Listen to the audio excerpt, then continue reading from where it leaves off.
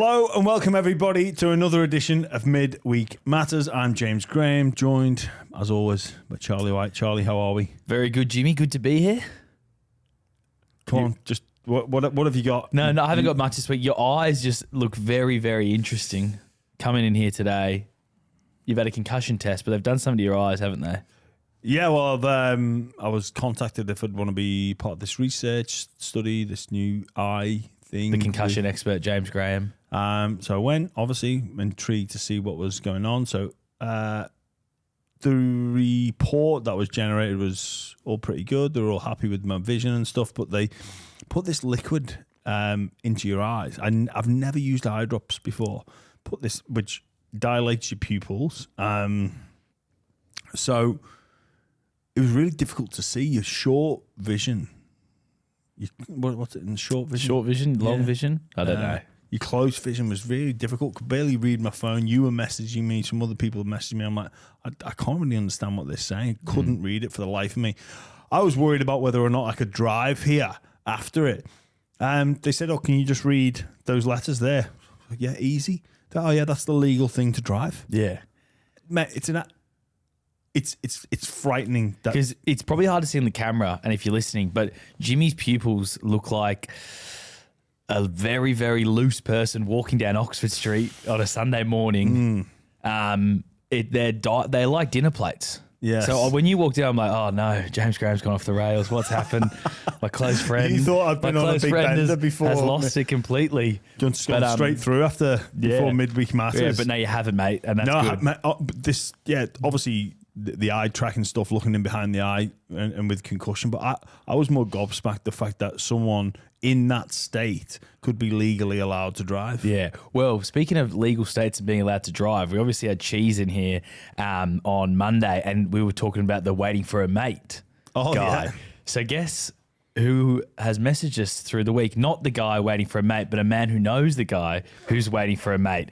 His name is Pugs. That's his nickname. And he's from Mount Druitt. The listener, Kano, sent it in. And I don't know how we do it, but we somehow have to get Brandon Smith to meet the waiting for a mate guy and just see if they are two different people or if they are the same person. Yeah, because many of our listeners saying they've never seen them both in the same room at the same time. They haven't.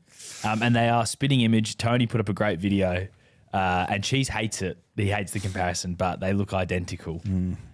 So, yeah, Pugs from Mount Druitt, love your work. Didn't obviously drive responsibly in future. And I'm sure he has cleaned up his act. Yeah. Yeah. I think he has anyway. Maybe he was about to go off the rails, and with that little word of couple of words of encouragement from Charlie, has thought, I'm going to stay on the straight and narrow. Yeah, that's good. Good on your, Pugs. You've got a big day ahead as well, don't you? But we've had to open up the garage to see if the car fits because I will not be driving home. No. You, Way Graham and Paul Gallen, all thanks to Beer Footy Food Festival, are going on a pub crawl this afternoon, aren't you? Around Marrickville. Yeah. That's what you call work. That is, someone's got to do it. How good's that? It's like every boy's fantasy, isn't it? Yeah. Like, oh, what are you going to do for work today? I'm going on a pub crawl. Yeah. Good crew you got together as well. Yeah. So all for the Beer Footy Food Festival. I think we're kicking off at the Bob Hawke Brewery. Chinese prawn toast, best prawn toast that I've ever had. Yeah. Young Henry's. I think Filter in there. Yeah. Yeah. There's a couple others. It's going to be a great day for you. I'm looking forward to it for you. Yeah. I'll probably tag along. You're going to come as well. Do you want to go straight through to the England game in the morning? Definitely. Yeah, definitely. Yeah. Definitely. Or should we sleep and then wake up for that? Nah, just go straight through. I've got a big Thursday as well, a lot on, but that's fine. Just crack on. Fine. Forget, mate, if there's an excuse to be not turning up for work. Yeah. England have been on, and hopefully they cook the prawn toast properly because milk that. Oh, I had some dodgy prawn toast the other day. No, we'll be working on Thursday. Don't worry about that. Speaking of footy, though, let's move into the footy because Nicho Hynes, absolutely disastrous news for the Cronulla Sharks. He's going to be out minimum 8 weeks with a fractured ankle and syndesmosis. He's just destroyed his ankle by the sounds of it. They are saying 8 weeks, so that would get him back around finals time. But I mean, they might not even make the 8 now with him dropping out of their team. They're still going to make the 8, but they need Nicho to advance in the playoffs. And I think they already knew that. Their players knew that. What I anticipate happening, the best case scenario here for the Sharks is they find a new way to play that probably isn't as over-reliant on their star man, Nicho Hynes. So what that does, they fix their startup because they know they can't afford to miss the start. And it's, a change in attitude. The Sharks, I think they passed the test in the middle of the season. They rose to the occasion of playing teams like the Broncos, which they beat, the Melbourne Storm, which they beat. They beat the Sydney Roosters also up there at Magic Round. They failed against the Panthers, but I think all in all, when people were looking at that period, they thought, if they can get 3 of 4 wins, that's a big tick. However, after that, they've rose to the occasion, but they've not fallen to their highest level of preparation, which I think is where they're really missing Dale Finucane, Cameron McInnes as well, being in and out the Origin team. But look, this all is not lost for the Sharks this season. They need to get Nicho back for playoffs, I feel, but they've got some issues they need to address on the field that doesn't involve Nicho Hynes. Are you talking about their starts of games lately? I am, yes. Yeah. It has been very, very poor. And I mean, they're coming out against the Tigers this weekend, and you think that that's an easy win for them, but the Tigers are building as well. Well, they beat them last time they played. Yeah. That was Dale Finucane's last game. Yeah, actually, and their performances are improving. To an extent they are, yeah. So I don't think you can guarantee Sharks win this. I mean, yes, they rose to the occasion when Nicho missed a couple of games early in the year, but this is a different Sharks team, confidence-wise. They're coming off a few defeats. Morale would be a bit lower around the group. You then lose Nicho. Can that derail a playing group a bit when you're already struggling and you see your best player go down? Yeah, it can do, but what it can also do is dial you into a focus of, well, it's not on Nicho to get us out of this hole. And really, they knew that anyway. It's on their middles and their start and their discipline and the attention to detail with a few areas. So for me, this can actually help it. It can be a help instead of a hinder. Look, ideal world, Nicho's there, and like I say, they know that they need him fighting fit for finals. But there's probably some middles there that need to step up and take some responsibility. And the loss of Finucane is probably telling right now, and Cam being in and around Origin, which has pulled him away when you have 2 of those real standout leaders not there like they once were. Also, Wade Graham, let's not forget, recently retired, one of the big leaders in that team. It's probably time for some of those players to step up and morph into that real leadership role, and maybe people will start to listen as well. Your Rudolphs, your Hamlin-Welles, your Jack Williams, your Teague Wilton, your Nichora, those type of guys. Well, he can't even get a game, Hamlin-Welles, at the moment. He's playing for the Jets. Well, which I think you'd be a bit worried if you're a Sharks fan, because they've got Fanua Blake coming, but they did re-sign Fanua Blake for a few years on fairly decent money. Hamlin-Welles. Hamlin-Welles, yeah. I really like Hamlin-Welles, Yeah. And obviously Fitzgibbon knows the ins and outs of his team better than anyone, but I think maybe if he can add to or work on the areas of the game that's not allowing them into first grade at the moment, Sharks would be in a better position. But you got them in finals easy. Yeah. Well, they win this weekend. They probably only need 2 more wins. Just on his injury, I think 8 weeks is a little bit ambitious. It is a fractured ankle and syndesmosis. And what went around 19? Round 19, yeah. So and there's 27 rounds. So we're getting back from probably the first week before finals. But I spoke to someone who had a similar injury, and they were like, they broke their, I think he's broken his tibula, and the other guy I spoke to broke his fibula, and fibula's meant to be, I could be getting these the other way around, by the way, but the one that he broke was the better one to break, and he missed like 16 weeks. So who knows? Yeah. We'll see. Las Vegas, Jimmy. It's all locked and loaded. And it's going to be 4 games on the same day. a festival of rugby league, they're calling it. And it kicks off with Wigan-Warrington, the first game. So we've got a Super League game that's going to be played there. We've also got a Women's International that's going to be played there between the Gillaroos and the Kiwis. And then we've also Gillaroos and English. English. And then we've got the Warriors against the Raiders and the Panthers against the Sharks. You seem stressed that there's 4 games on the one day of Las Vegas. And it's probably not because of anything more than what you want to do post-game in Las Vegas on that Saturday night. Well, hopefully, if I'm there, whoever I'm working for can account for the fact that that game will be kicking off pretty early, so be a bit dusty. And then after the game, you're going to be chomping at the bit to get out and about. So, look, great that there's 4 games for all the players involved, but if there's some people that are trying to get a bit of a junket out of this, it's a bit of a slap in the face. It's tough, isn't it? It is tough. Like 4 games. Hopefully we won't be expected to work on all of them. No. Oh, you're back in as well. I'm back in. You're yeah, back in. Back in the Las Big Vegas, Six which again. is great. You put it out there pretty early to the buy round group chat. Look, lads, just letting you all know. I'm back. And you're back now. What you should do is you should try get a job with the English coverage of Wigan-Warrington. Be like, I'm already going to be there for Triple M. You save on flights, save on visas. Don't need to worry about any of that. I'll call that game. And then do 1 game for Triple M. And then you do the first game. And then you're free for the rest of the night. That's what I'd be doing if I was in your mind. I don't. Who broadcasts at Sky? Yeah. Connected with Fox. You already work there. Maybe just put the feelers out. Just put it out. Put the feelers out there. If you don't ask, you don't receive. I kind of like your thinking, Charlie. Yeah. But it is going to be awesome. And it's actually great that they've got Women's International and a Super League game there. Well, look, last time in Vegas, as we both know, there was so many English fans now.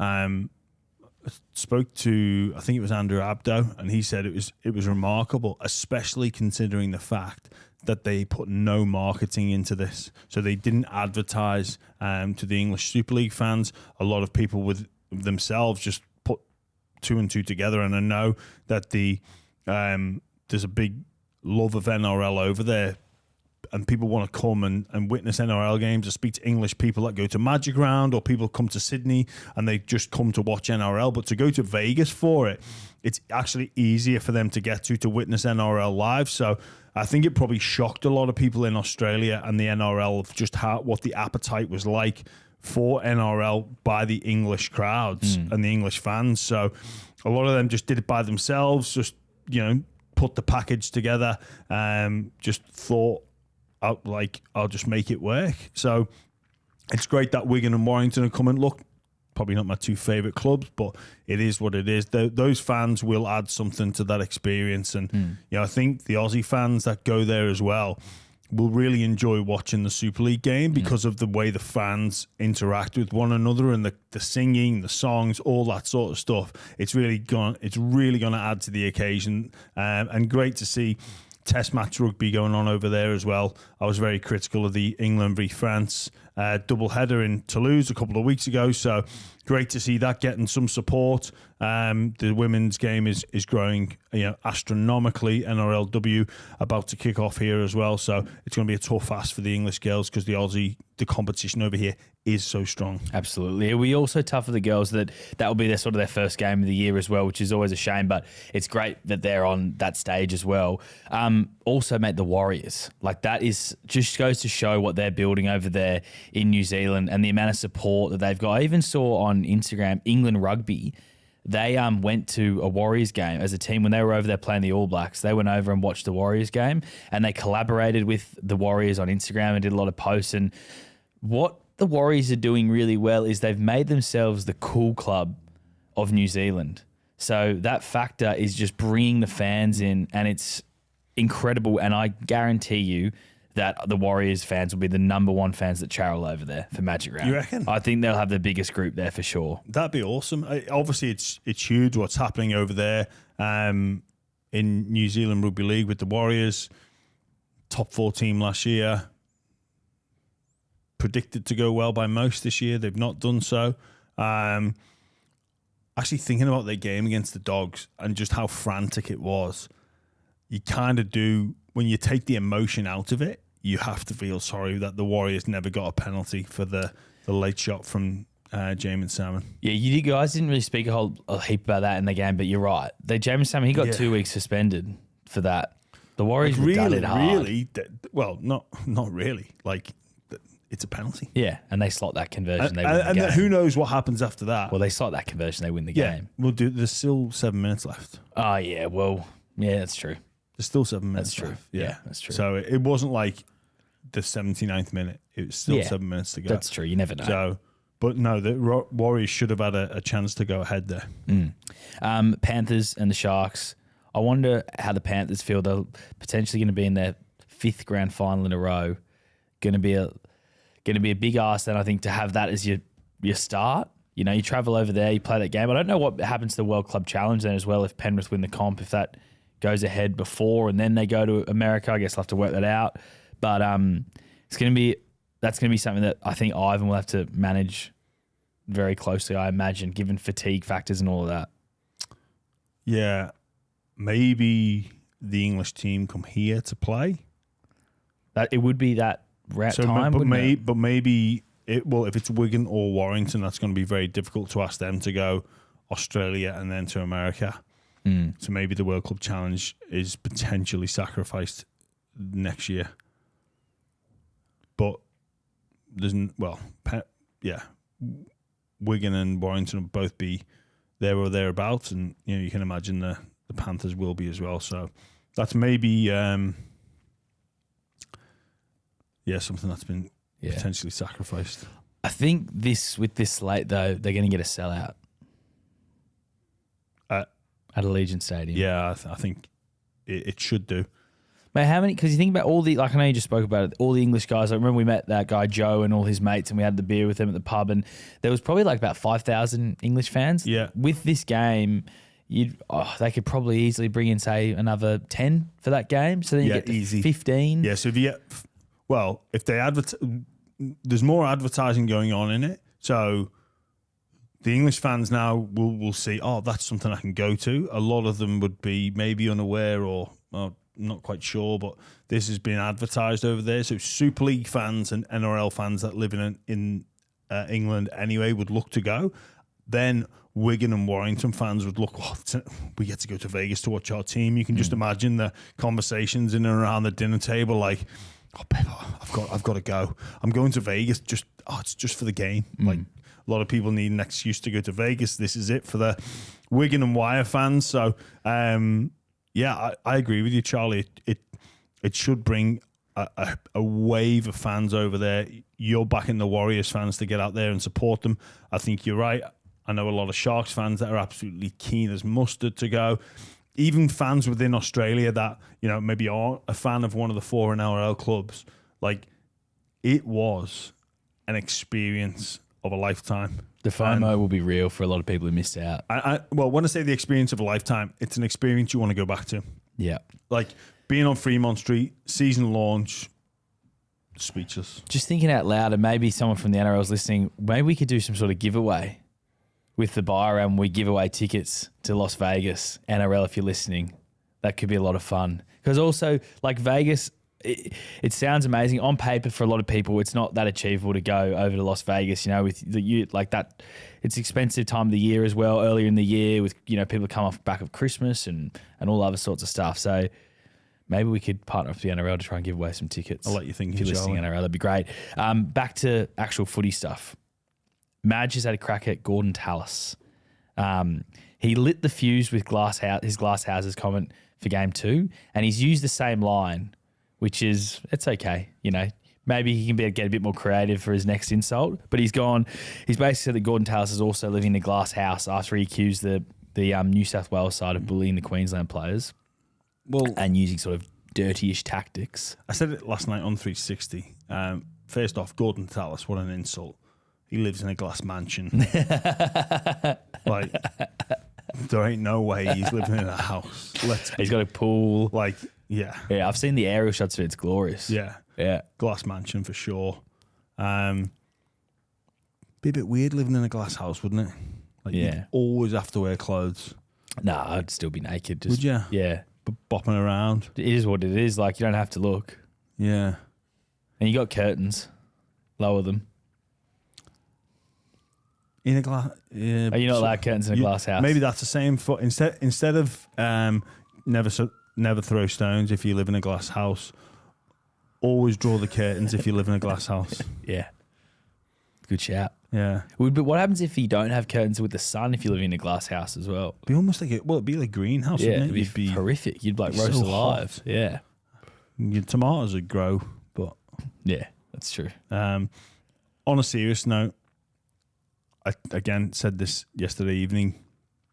It's just classic whataboutery. What a battery. I don't know what you mean by that.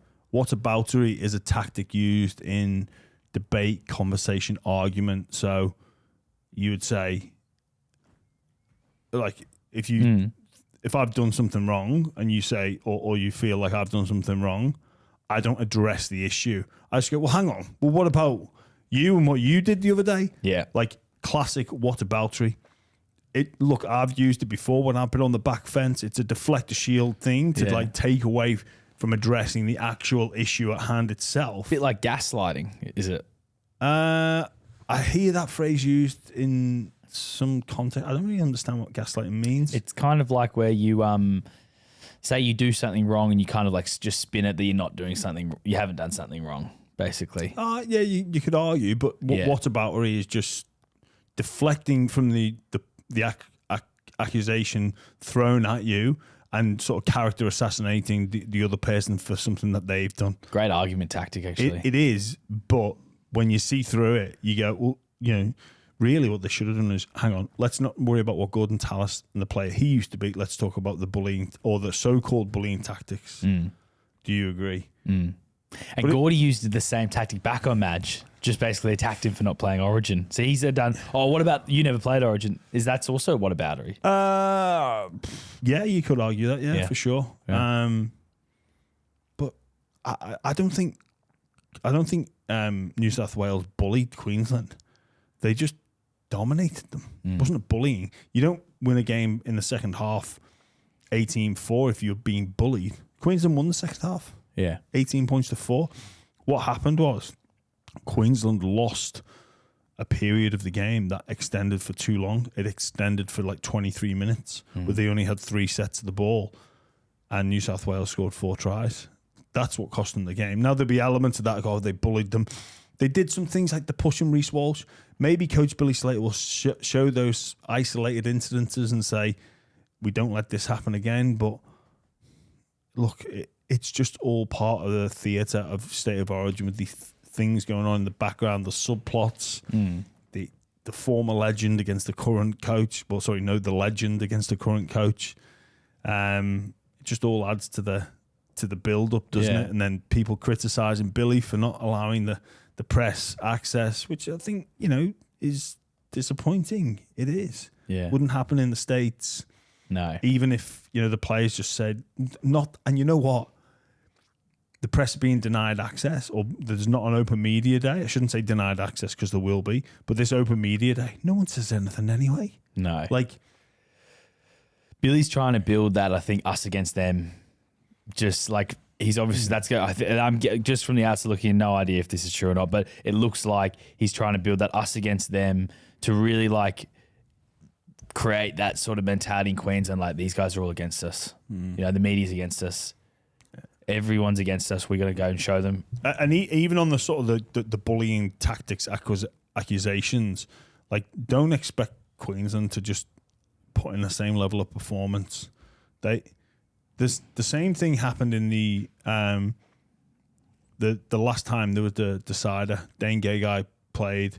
The New South Wales dominated in Perth, if you remember, and everyone's bigging them up. They can come back and they'll be favourites against Queensland in this decider in Brisbane.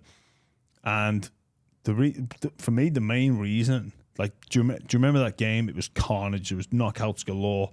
But the main reason New South Wales lost is because Dane Gagai put it on Matt Burton's chin when he wasn't expecting it. Yeah. And they both got sent to the sin bin. I don't know what Matt Burton got sin bin for, what, like headbutting a fist of Dane Gagai. Like, Could have broken Dane's hand, really. It's dangerous.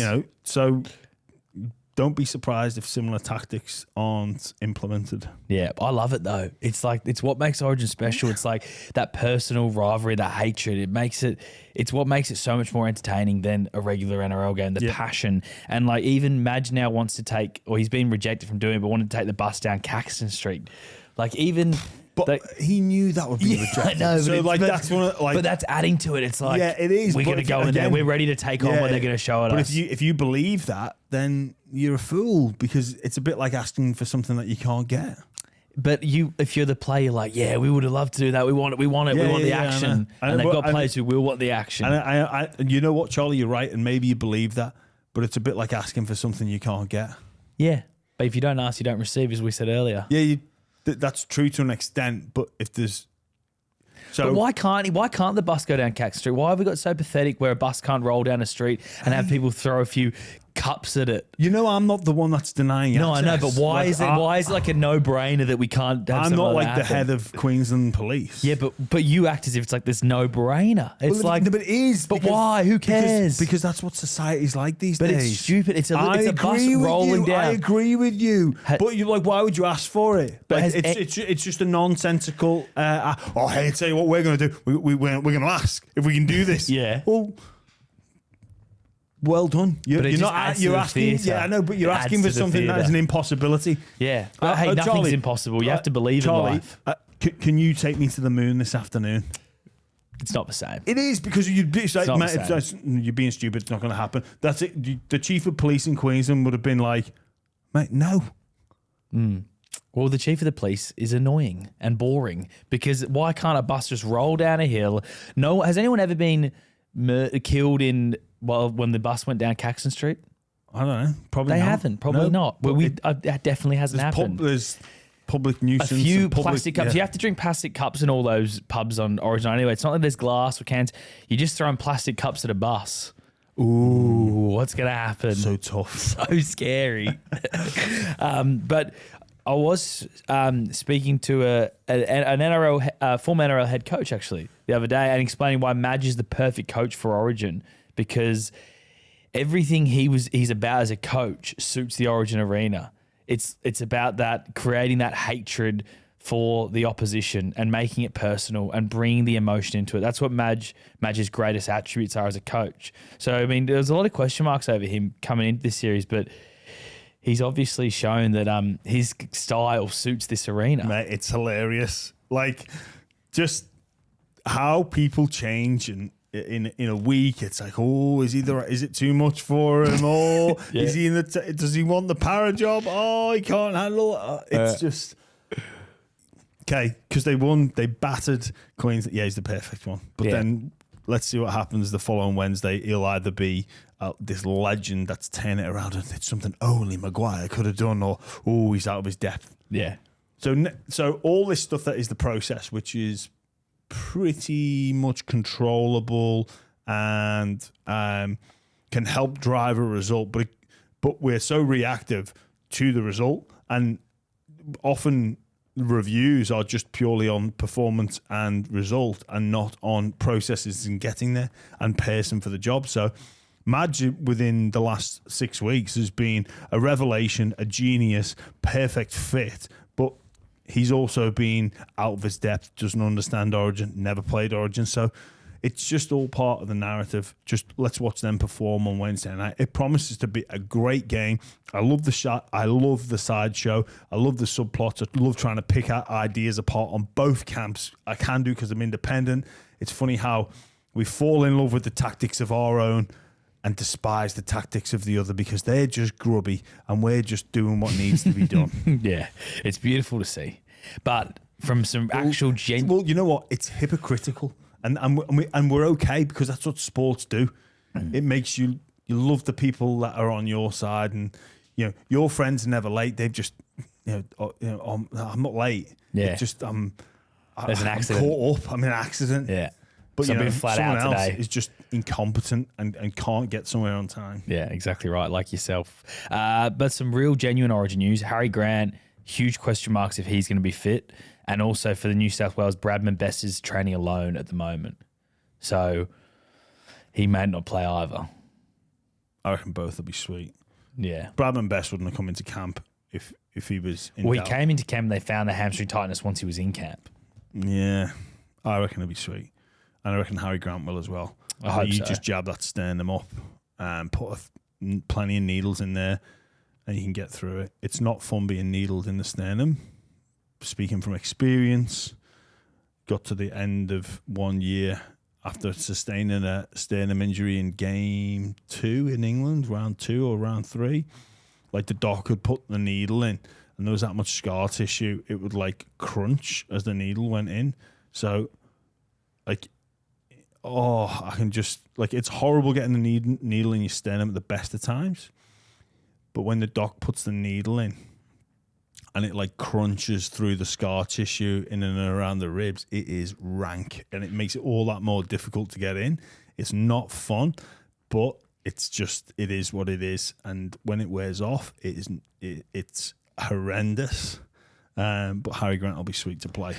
Okay. Well, this is going to be the last. Actually, no, you're going to show jam and cheese. But who are you thinking at the moment? New South Wales, Queensland at home. There is a bit of drama in the Super League that you wanted to touch on, Jimmy. There's been a bit of drama over there involving a player basically being targeted for a shoulder injury. And there's been a fair bit of fallout from that. Yeah, playing in the championship. So he was made aware of a tip sheet that said target his injured shoulder. And in the tip sheet, there was an edited noose around this player's neck. Now, a lot has been made of it over in England. Personally, I think the noose addition to the tip sheet is probably too far, but we are talking metaphorically here. Like, coaches will analyse the game and analyse the opposition, and I've seen it before where Melbourne have had the call of head on a plate.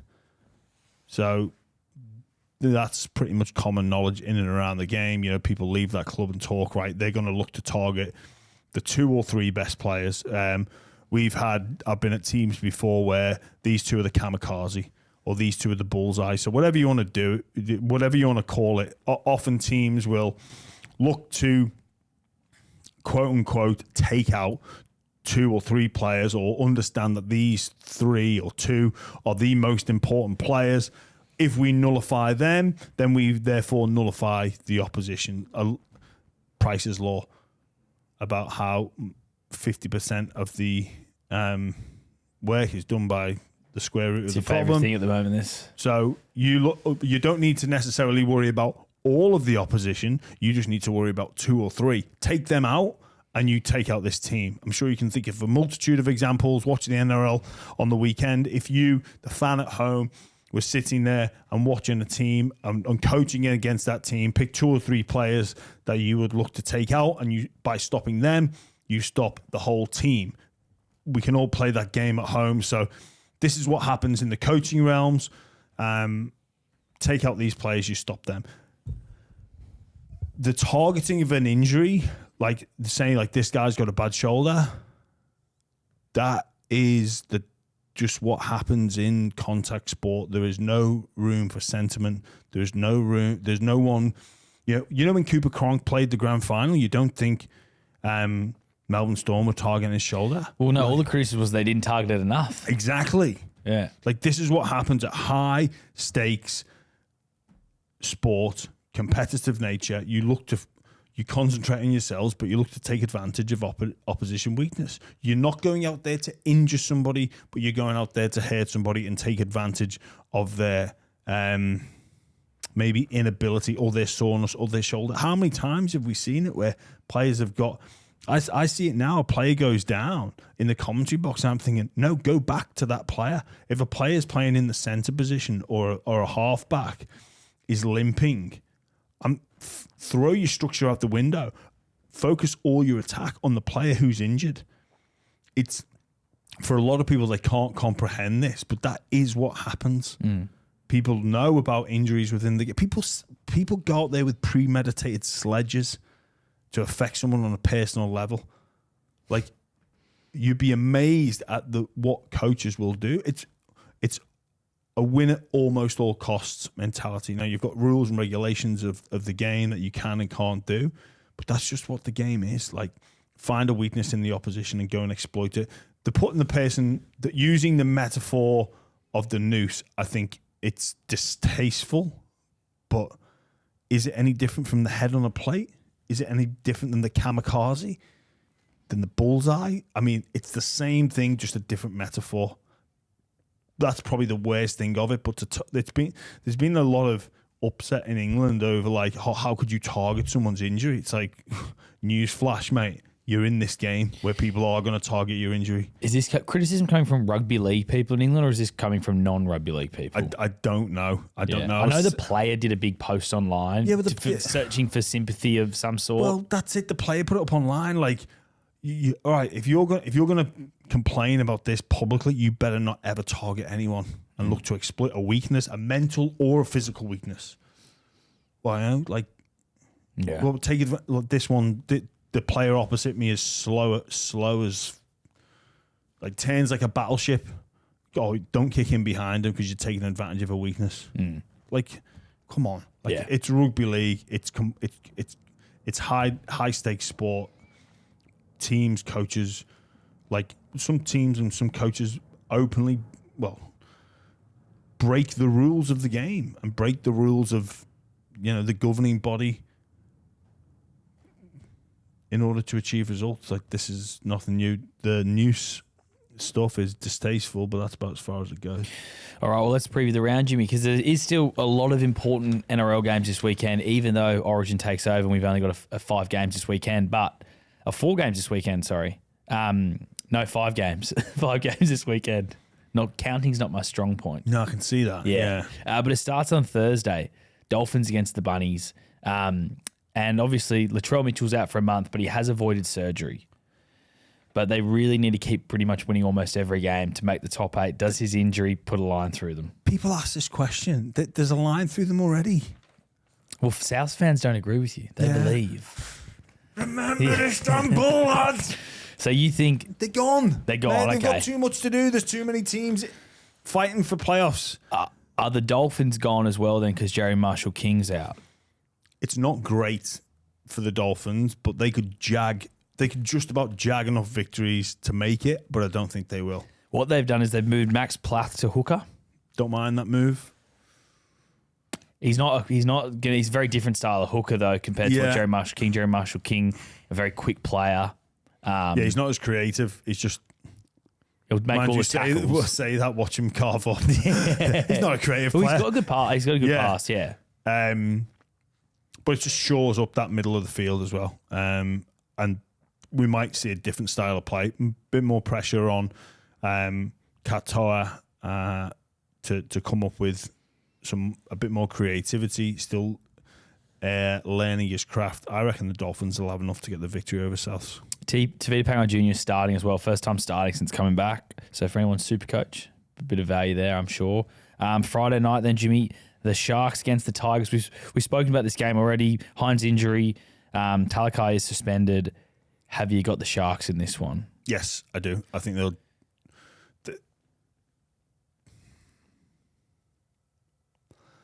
going to be refocused. I think the Tigers might win. I can see why you'd think that, and they've already beaten them this year. I just think the Sharks have got to get their shit together, and the Tigers are a team that can allow them to do that.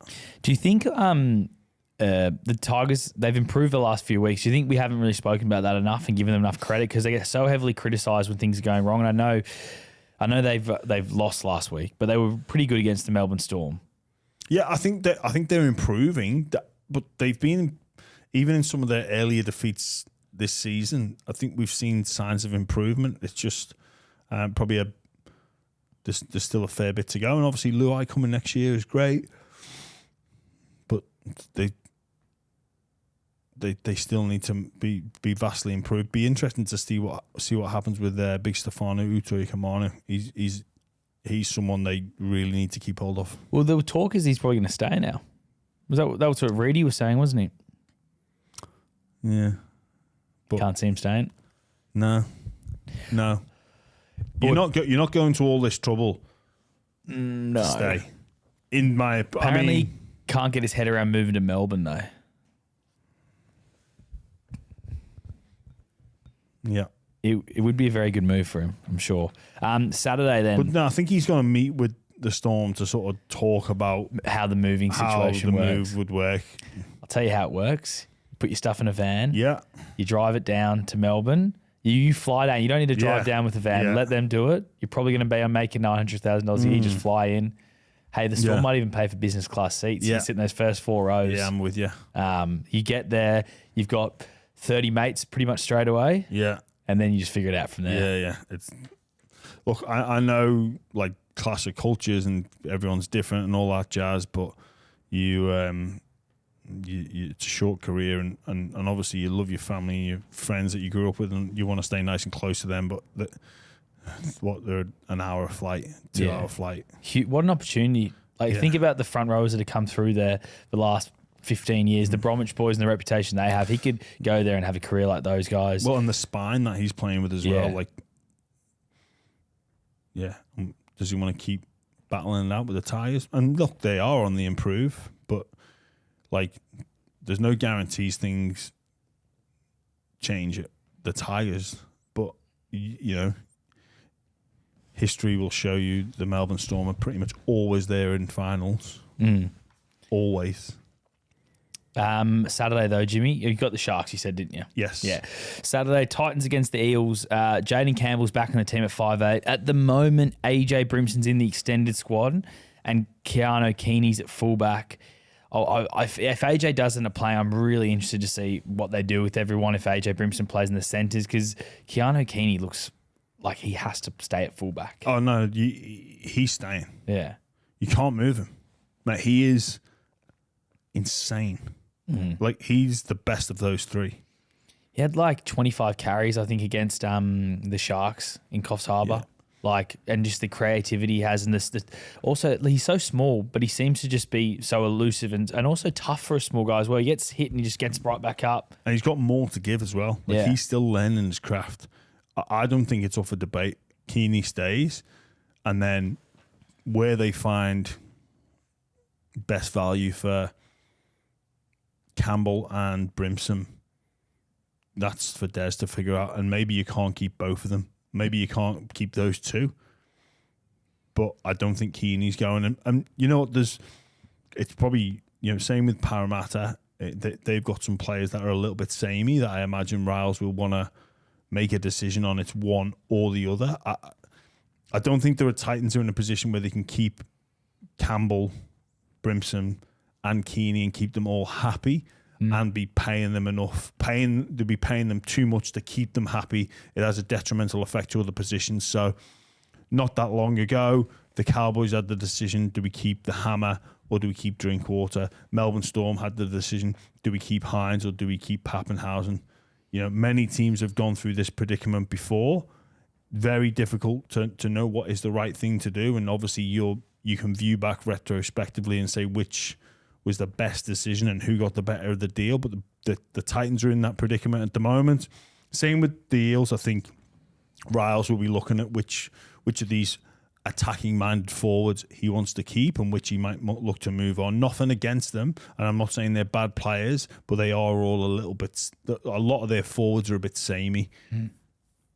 Fafita's going to have something to prove as well in that game. Also, Parramatta Eels, you often see when the coach is appointed, the team starts performing a lot better because they're all now playing for their new coach, basically. That's a great shout, Charlie. But the Parramatta Eels are big outsiders. Obviously, no Mitchell Moses. Have you got the Titans winning that one? Look, well, this is almost like a battle for the avoid the wooden spoon. It's really, if you look at the Eels' remaining fixtures, it's one of the easier games. There's no easy games, but easier. But the Titans are looking good. Yeah. The Titans, you got to feel for them. They've had so many close losses. If you went and maybe they won half of those close losses, they'd be in the hunt for the finals. So they're not that far away. Nah. Tino back next year for them. I reckon signs are really positive with what Desi's doing there at the Titans. No, I agree.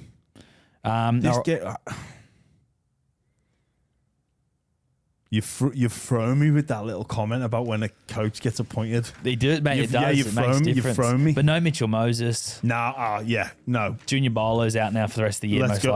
I'm going to stick with the Titans. You threw me with that little comment, but yeah, I'll stick with the Titans. Then the Saturday night game, Broncos against the Dragons. This is the most important game of the round. It really is. Like the Broncos, obviously their origin stars are out, and if they lose this, Jesus, the pressure's going to be strong. Well, they go to 7 wins, 10 losses if they lose this game. So that is huge. Like, I think after that, I think they can only afford to lose one game to get to that magical 13. This is a huge game for the Broncos. Huge. And obviously, the Dragons missed their best attacking players in no Lomax, no Hunt. But they're a good first grade side on paper, like a good first grade side. And obviously with the injuries and the amount of players missing for Brisbane, when you need when it's almost must win, like there's something in my head that's saying the Brisbane Broncos last week had a line in the sand moment. No more bullshit. The season starts now, and I'm expecting that to carry on. Did they have that moment though, and then Pat Carrigan, Payne Haas, Cobbo will leave? Well, and then it goes, actually it starts when they get back from Origin. We can't afford to wait, Charlie. They played the Newcastle Knights after Origin, so if they lose this, and then they play the Knights who only have Ponga, like it's a lot to ask though. Like Josh Rogers comes in now and halfback. You just got to do it. Fine, and even last week performance. Way better. Where was that performance against the Titans? Where was that performance against the Sharks? Where was that performance against South Sydney? Well, forget that. Get a way to win. Perform well. Look, yeah, but find a way to get the victory because we need it, lads. Like they've just... I'm going to tip the Broncos just purely the fact that they've got to win. Okay. The Sunday game then, Jimmy. Manly against the Newcastle Knights. This is a tough one to call, but at the same time, the Knights have got no Kalen Ponga, no Bradman Best, and Turbo, 1 game of centres. Cole has done his MCL, and he just slots straight back to fullback. Sunday, 4 o'clock, long day, Triple M. I'll have been celebrating England, lifting the Euros. Is it Saturday night? No, surely Sunday not. morning, 5 a.m. It's Monday morning. Tony, you should know the Italians got knocked out a while ago. No, it'll be Monday morning for us, yeah. Yeah. Mate, by the time this podcast comes out, comes out 4 a.m. It's Thursday. So the England game will just be about to start. So England might already be knocked out and you're celebrating like this. No. I'm just celebrating the fact that you might be able to celebrate the 3rd place playoff. Oh. Do they still do that? I don't know. That's Sunday morning, 3rd place playoff. It's coming home. It's coming. Football's coming home. Oh, so Monday. Oh, it's right. So Monday morning, technically. Yeah. So I always get confused. I'd never do the time difference. So Monday. Yeah, we get it. We get it. It's Monday morning. Yeah. So I'm just on the show trying to clear my schedule in my head for Monday. But let's focus on Manly v Knights. Let's go Manly v Knights. Jamie Humphrey's making his debut at halfback for the Manly Seagulls. Who do you like? We should say we've got rugby league royalty in the studio as well. Former Manly Seagulls legend Fatty Vorton. We got his kid here, Matt Vorton, in the house as well. So, is that an omen that Manly win? Potentially. I was wondering where you were going with that. Yeah. We've also got Newtown Jets royalty in the house as well, Steve Russo. So maybe that means the Sharks win, Manly win. I'm going to go with the Knights. You know, the Knights, no Ponga, no Best. Wow. Oh, yeah. But then... Today, no, actually, Junior. No, Manly. I'm going to go Manly. Yeah. Manly. I'll look Watu. I'll have a beast of a game in Turbo. Yeah, Manly. What was I on about? Sorry, my bad. Yeah. I threw myself off there. Oi. Manly. That's about us then, Jimmy. That's about us, Charlie. We got to get this pub crawl. Got to get to work, my friend. Thanks for listening, everyone. Catch you next week.